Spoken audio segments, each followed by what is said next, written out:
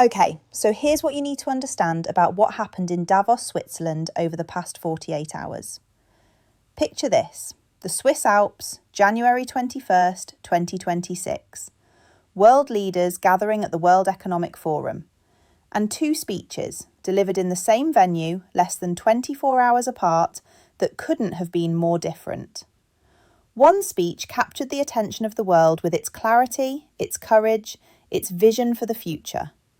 The other unravelled in real time as the speaker tried to extract himself from a crisis entirely of his own making. Let me tell you what actually happened. Because the headlines right now are focused on Trump's supposed deal, his framework agreement, his claim of victory. But that's not the real story. The real story is how a Canadian Prime Minister walked onto that stage on Tuesday and delivered what some are calling the most consequential speech by a Western leader in years. And how, less than 24 hours later, Donald Trump stood in that same space and revealed something we rarely see from him: retreat. Let's start on Tuesday, January 20th. Mark Carney takes the stage at Davos.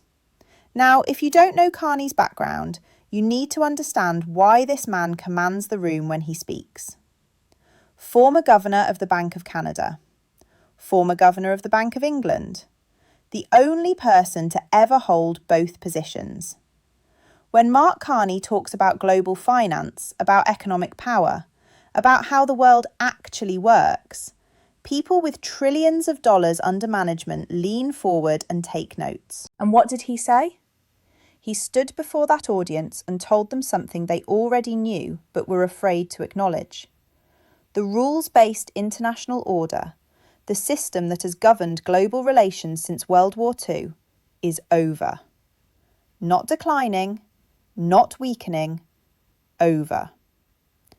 We're in the midst of a rupture, Carney said, not a transition. Think about that word choice, rupture. Not evolution, not adjustment. Rupture. A breaking apart, a tearing of the fabric that held the world together for 75 years. But here's where Carney did something remarkable. He didn't just diagnose the problem. He didn't offer platitudes about hoping for better days. He laid out a strategy. And in doing so, he indirectly but unmistakably challenged Donald Trump without once mentioning his name. Carney spoke about how countries like Canada had operated under what he called a useful fiction. The story that everyone played by the same rules, that international law mattered equally for everyone, that the strongest nations operated with restraint. We knew the story was partially false, Carney admitted, that the strongest would exempt themselves when convenient, that trade rules were enforced asymmetrically, and that international law applied with varying rigour depending on the identity of the accused or the victim. And then came the line that cut through the diplomatic language. You cannot live within the lie of mutual benefit through integration when integration becomes the source of your subordination. Read that again. When integration becomes the source of your subordination. When being connected to a larger power doesn't benefit you, it controls you. When partnership turns to domination. The room understood exactly what he was saying, and more importantly, who he was talking about. Carney spoke directly to what he called middle powers.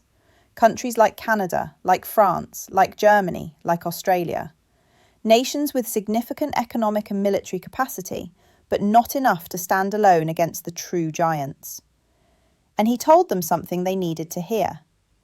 If you are not at the table, you are on the menu. That line landed like a thunderclap, because everyone in that room understood the context. At that very moment, Donald Trump was threatening military action against Greenland. He was demanding that Denmark, a NATO ally, surrender sovereign territory. He was threatening tariffs against 8 European nations. He was treating the Atlantic Alliance like a real estate negotiation. And Carney, without naming Trump, was telling Europe, you have a choice. Stand together or be devoured separately. He laid out what Canada had been doing since he took office. doubling defence spending, signing 12 new trade and security agreements on 4 continents in 6 months, drawing closer to the European Union, building what he called strategic autonomy, the ability to resist pressure, the capacity to say no. And then he addressed Greenland directly. Canada stands firmly with Greenland and Denmark and their unique right to determine Greenland's future. He called the situation a test of NATO. He said Canada's commitment to Article 5, the Collective Defence Clause, was unwavering, and he opposed the tariffs Trump had threatened. The speech was delivered in both French and English. It was measured, it was precise, it was devastating. International reaction was immediate. The BBC called it one of the best speeches by a world leader in years. Rolling Stone praised its clarity and courage. Foreign policy analysts across Europe hailed it as exactly what the moment required.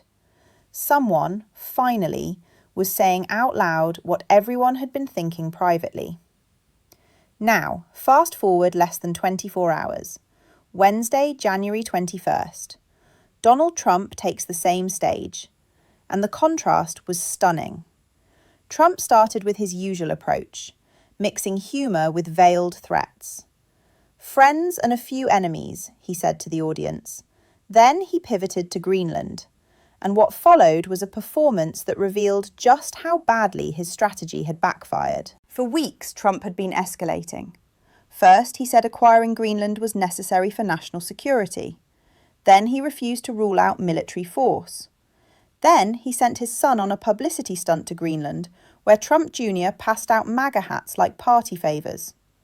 Then he appointed a special envoy whose job was to work toward making Greenland part of the United States. Then he threatened Denmark with tariffs. Then he expanded those tariff threats to 8 European nations. And Europe responded by doing something Trump didn't expect. They unified. Denmark, France, Germany, Norway, Sweden, Finland, the Netherlands, the United Kingdom. They deployed troops to Greenland for joint military exercises. Not to threaten anyone, they said, to defend an ally. Emmanuel Macron gave speeches saying France would not yield to intimidation. Ursula von der Leyen, President of the European Commission, said Europe would remain united. The Danish Foreign Minister insisted that Greenland's territorial integrity was non-negotiable. Even far-right European parties that usually align with Trump pushed back on his Greenland demands. Trump had overplayed his hand. And now, standing at Davos, he had to find a way out. So he did what he always does when backed into a corner. He declared victory. Trump announced that he and NATO Secretary-General Mark Rutte had formed the framework of a future deal on Greenland and the Arctic. Based on this framework, he said, he would not be imposing the tariffs scheduled to begin February 1st. Framework of a deal. Not a deal, a framework. The concept of a deal, as Trump put it in a subsequent interview. And what was in this framework? Trump said it involved cooperation on his Golden Dome missile defence project. It involved mineral rights. It involved security arrangements. But when pressed on whether the United States would gain ownership of Greenland, Trump was suddenly evasive. I didn't want to say yet, he told reporters. It's complex. Complex. That's what you say when you're backing down but don't want to admit it. Let me explain what actually happened here, because this matters. Trump went to Davos demanding ownership of Greenland. Right, title and ownership, he said. Anything less was unacceptable. He threatened military force. He threatened economic warfare. He portrayed himself as unstoppable. And Europe called his bluff. Denmark didn't blink. Neither did France, or Germany, or the EU. They deployed troops. They prepared for the worst. And they made clear that they would invoke Article 5 of NATO if the United States attacked Greenland. Which would mean the United States would be at war with its own alliance. The most successful military alliance in modern history would dissolve, and America would stand alone against Europe. Trump looked at that scenario and realised he had no good options. He couldn't actually invade Greenland without triggering a catastrophic crisis. He couldn't impose tariffs without devastating the American economy. And he couldn't just walk away without losing face. So he negotiated what diplomats are already calling a face-saving compromise. The framework isn't about ownership, it's about cooperation. Enhanced security arrangements that were already in place. Mineral development that Greenland has been seeking for years. Coordination on Arctic defence that NATO has been discussing for months. In other words, Trump is getting what the United States already had, packaged as a new deal so he can claim victory. And critically, he backed away from the military threat. During his Davos speech, Trump said explicitly that he would not use force. Military is not on the table, he told reporters afterward. That's not a trivial shift. For weeks he had refused to rule out military action. Now, with the whole world watching, he ruled it out. That's a climb down. No matter how you frame it, that's retreat. The Danish foreign minister was asked about Trump's framework announcement. His response was telling. He said Denmark would not negotiate based on abandoning fundamental principles. We live in 2026, he said, as if reminding Trump that territorial conquest doesn't work the way it did in the 19th century. But here's what makes this moment historically significant. It's not just that Trump backed down, it's why he backed down, and what that reveals about the changing nature of power. For decades, American presidents could make demands and expect compliance, not through force, but through the sheer weight of American economic and military dominance.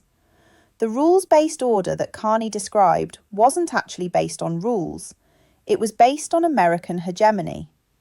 The US wrote the rules, enforced them selectively, and expected deference. And for most of the post-war period, that system worked. Allies accepted American leadership because the benefits outweighed the costs. The US protected sea lanes, it provided nuclear deterrence, it anchored the global financial system. In exchange, Allies gave Washington significant leeway on the world stage. But that bargain is breaking down, and Greenland is the moment where it became impossible to ignore. Trump assumed he could bully Denmark the way previous presidents might have. He assumed threats would produce compliance. He assumed Europe would prioritise its relationship with Washington over principles of sovereignty and territorial integrity. He was wrong, and Mark Carney had predicted exactly this outcome in his speech the day before. Carney said that when great powers abandon rules for transactionalism, when they try to monetize relationships, allies will diversify. They'll buy insurance. They'll build the capacity to resist pressure. That's exactly what happened. Europe looked at Trump's threats and realised they couldn't rely on American restraint, so they acted. They deployed forces, they coordinated responses. They demonstrated that even middle powers, when unified, can constrain a superpower. This is the rupture Carney was describing, not just the end of the old order, but the birth of something new. A world where American presidents can't simply demand compliance, where alliances operate on reciprocity rather than hierarchy, where sovereignty matters even for small nations when larger ones stand with them. And the irony is that Trump's behaviour accelerated this shift. His threats to Greenland did more to unite Europe than any speech or policy paper could have achieved. His tariff threats pushed NATO allies closer together. His disrespect for international law made rules-based frameworks more attractive by comparison. Carney understood this. That's why his speech resonated so powerfully. He wasn't nostalgic for the old order. He acknowledged its flaws openly. But he argued that middle powers could build something better. Not by confronting great powers directly, but by cooperating with each other, by pooling sovereignty where it made sense, by creating networks of mutual support that could resist coercion. The power of legitimacy, integrity and rules will remain strong if we choose to wield them together, Carney said. Together. That's the key word. Trump's approach assumes bilateral leverage, one-on-one negotiations where the stronger party wins. But that strategy fails when smaller powers coordinate.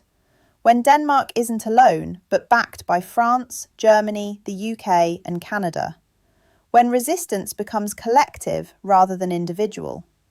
And that's exactly what happened at Davos. Now, let's talk about what this means going forward. Because the Greenland crisis might be diffused for now, but the underlying tensions remain. Trump's framework deal doesn't resolve anything fundamental. Denmark and Greenland have made clear they're not ceding sovereignty. The details of enhanced cooperation were vague, and critically, Trump has a track record of abandoning agreements when they become inconvenient. So this could flare up again, especially if Trump feels humiliated by how this played out. He declared victory, but everyone who was paying attention saw what actually happened. He threatened, Europe unified. He backed down. That's not the narrative Trump wanted, and presidents who feel undermined often try to reassert dominance through escalation. But something fundamental has changed. Europe now knows it can stand up to American pressure. NATO allies have demonstrated they will defend each other, even against threats from Washington. Middle powers have seen that coordination works. That precedent matters. It changes calculations. The next time Trump issues demands, allies will remember that resistance is possible, that unity provides protection, that sovereignty can be defended. And this doesn't just affect US-Europe relations. It affects how every nation thinks about power. If Europe can resist American pressure over Greenland, what does that mean for Asia, for Latin America, for any region where Washington has traditionally expected deference? The rules-based order might be over, as Carney said, but the chaos Trump hoped to exploit is giving birth to something else. Networks of mutual defence, coalitions of middle powers, a multipolar world where dominance is harder to achieve and maintain. And the economic implications are enormous. Markets hate uncertainty. When the President of the United States threatens military action against allies, investors move capital. Supply chains get reassessed. Risk premiums increase. The immediate market reaction to Trump's tariff threats was negative. Stocks fell. The dollar weakened. When he announced his framework deal, markets rebounded. But that relief was temporary. Because investors now understand that Trump's approach to foreign policy creates volatility. And volatility has costs. Companies that were considering expanding operations in the US are reconsidering.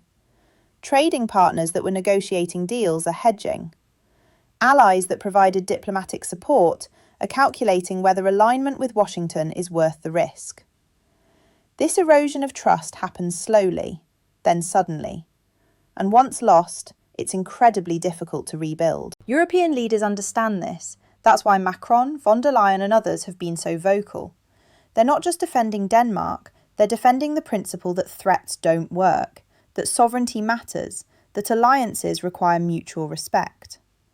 And Carney gave them a framework for thinking about this moment, not as tragedy, but as opportunity. The old order is gone, nostalgia won't bring it back. But from the rupture, as Carney put it, we can build something better, stronger, more just. That message resonated because it offered a path forward, not resistance for its own sake, but the construction of new arrangements. Coalitions built on shared values rather than domination. Cooperation based on mutual benefit rather than hierarchy. And the contrast with Trump's vision couldn't have been starker. Trump sees the world as zero-sum, winners and losers, dominance or submission, strength measured in the ability to extract concessions through threats. Carney sees interdependence, shared challenges requiring collective solutions, strength measured in the capacity to build coalitions and maintain them. One vision is rooted in the past, the other looks toward what comes next. And at Davos, the world saw both visions on display. One day apart, same venue, same audience, completely different approaches. Carney spoke to the future, Trump revealed his limitations. And that's the story that matters. Not the framework deal, not the tariff threats, but the demonstration that American power has limits, that threats can fail, that allies can resist, that middle powers, when unified, can constrain even a superpower. Trump went to Davos seeking to project dominance over Greenland. He left having retreated from his most extreme demands. He declared victory, but everyone who was watching saw what actually happened. Mark Carney didn't confront Trump directly. He didn't need to. He simply laid out an alternative vision, and in doing so, he demonstrated what leadership looks like when it's not based on intimidation. The coming months will reveal whether Trump's framework holds or whether this crisis reignites, whether Europe maintains its unity or fractures under pressure, whether the precedent set at Davos becomes a turning point or a temporary blip. But one thing is already clear: the world order is changing, not through grand agreements or dramatic summits, but through moments like this, when threats fail, when allies stand firm, when leaders like Carney articulate what everyone is thinking but afraid to say. And when history looks back at this week in Davos, it won't remember Trump's framework deal. It will remember the Canadian Prime Minister who told the world the truth, that the old order is over, that nostalgia won't save us, and that from the fracture, if we have the courage to build together, something better might emerge. That's the real story. That's what actually happened. If this breakdown helped you understand not just the headlines but what they actually mean, hit that like button and let me know in the comments. Do you think Trump's climb down will last, or are we heading toward another confrontation? Because this story is far from over.